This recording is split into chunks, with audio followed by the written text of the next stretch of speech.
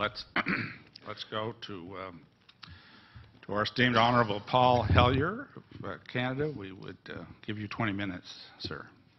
Thank you very much, Mr. Chair, and thank you for giving me this opportunity to speak. And thank you, Steve, for the invitation. My name, as I said, was Paul Hellyer. I'm a former Minister of National Defence for Canada. I served in 3 governments during a total of 23.5 years as a Member of Parliament. Although as Minister of National Defence, I had sighting reports of UFOs. I was too busy to be concerned about them at the time because I was trying to unify the Army, Navy and Air Force into a single Canadian Defence Force, and that itself was a kind of battle to the finish. So this was not high on my agenda. But about 10 years ago, I started getting interested due to a young man from Ottawa sending me material on the subject. I told him I was too busy to read it, but he had confidence that someday I would. He sent me a copy of Colonel Corso's book, The Day After Roswell. It took me a while to get around to reading it, but I took it for my summer reading in 2005 and was really impressed with what was contained in it. And what I thought to myself is there are huge issues here, huge issues. And the American people and the people of the world have a right to know what's going on because they're part of it. It's not just an isolated thing. And so after confirming the contents of the book with a retired United States Air Force general, I accepted the invitation of Victor Vigiani, who's over here somewhere, and his cohort, Mike Bird, to speak to a symposium at the University of Toronto. And I said, UFOs are as real as the airplanes flying overhead. That gave me the dubious distinction of being the first person of cabinet rank in the G8 group of countries to say so unequivocally.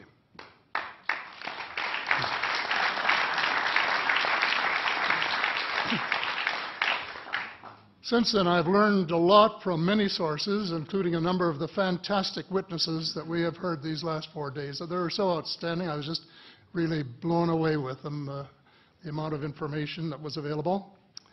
And I appreciate every single one of them. But because I'm not a ufologist, I'm a politician, there are only a few things that I want to add in that particular realm.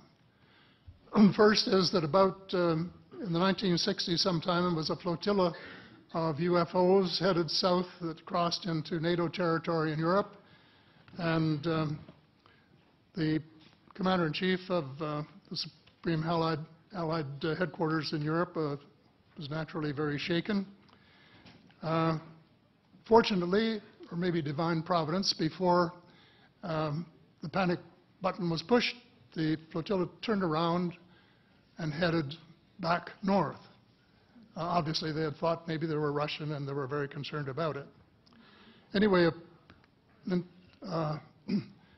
investigation was launched into this whole subject, and a document was prepared which concluded that at least 4 species had been visiting Earth for thousands of years.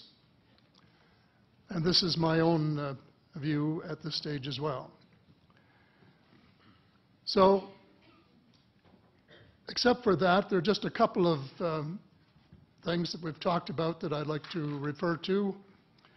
And one was that we were referring to them as they until this morning when Linda Moulton Howe, I think she was the first one, actually named 3 different species. I have brought my latest book called Light at the End of the Tunnel, A Survival Plan for the Human Species, as an aide-memoire, and I name 5 different species here. I'm aware of more now. As a matter of fact, I saw a document just a few days ago that mentioned 20. and I think you, Mr. Chairman, were interested in some of the places they might come from.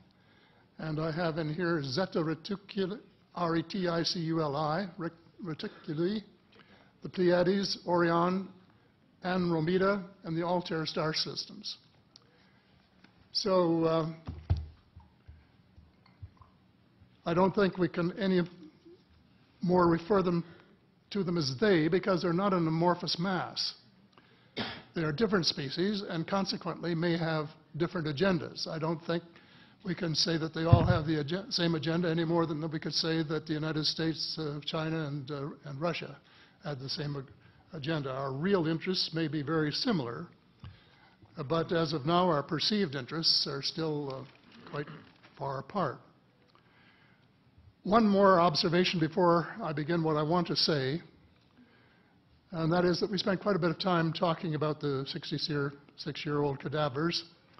And I was glad to have Linda this morning finally say that there are live ETs on Earth at this present time, and at least 2 of them probably working with the United States government.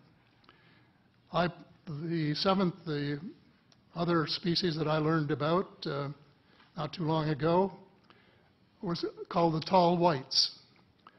And this is when Paula Harris broke the story just a few years ago. And through her good offices, I had the chance to talk for about 3 hours with former Airman Charles Hall and listen to this absolutely fascinating story of how he was working with, first of all, he was scared out of his skin, but after that, when he got to know them, how he was working with, and finally they became to trust each other and have a good working relationship with the tall whites at the gunnery range at Indian Springs in Nevada. And these tall whites were living on United States Air Force property and working in cooperation with the United States Air Force and sharing technology with them. He wrote a book, incidentally, called Millennial Hospitality. There are 4 different versions, but Paula says that Millennial Hospitality number 2 is the best. I think that's the one I read, and it's a very interesting read if you want to sort of get inside the problem of what it's like to bump into these people floating across the terrain in the desert. Well, enough on that for now. My interest is in full disclosure. And my only caveat is I think probably I would say 95 to 98% full disclosure. I know of 1 or 2 things that I'm not sure should be in the public domain, at least yet. They will be someday, I'm sure, but not maybe immediately.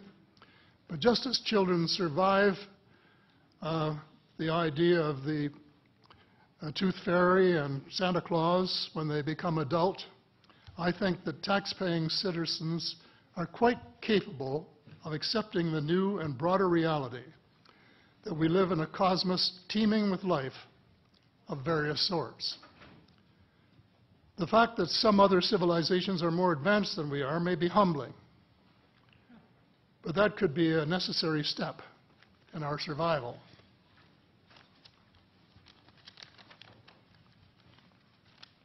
The world is an unholy mess.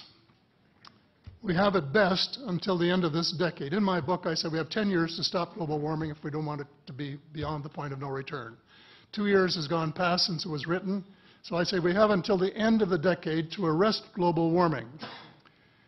Yet our leaders don't even talk about it very much except in a superficial way.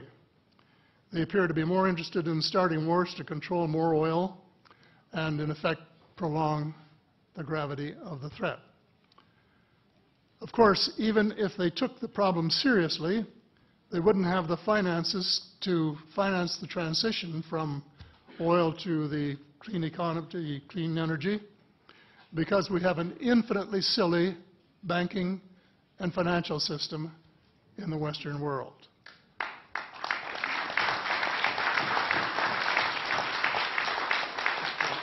And the United States Congress, I regret to say, is partly responsible, and I'd be glad to elaborate on that later if you're interested. And finally, they need the technology for clean energy. And it exists, and it's being kept secret by the same vested interests who control our destiny. Who are these vested interests, and what are they up to? Well, Senator, you were talking about a military junta.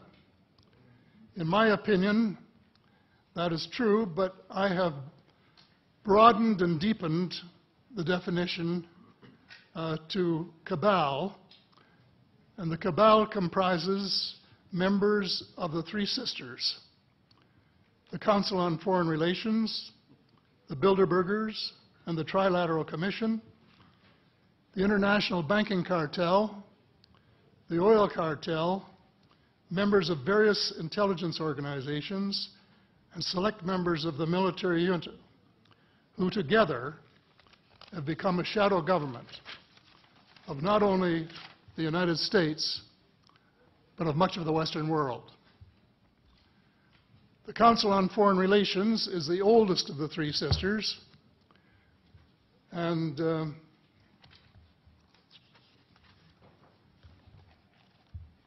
as early as October 1940, years before Germany surrendered to the Allied armies and to vaporize Hitler's vision of empire, the Council's Economic and Financial Group drafted a memorandum outlining a comprehensive policy, quote, to set forth the political, military, territorial, and economic requirements of the United States in its political potential leadership of the non-German world, including the United Kingdom itself, as well as the Western Hemisphere and the Far East.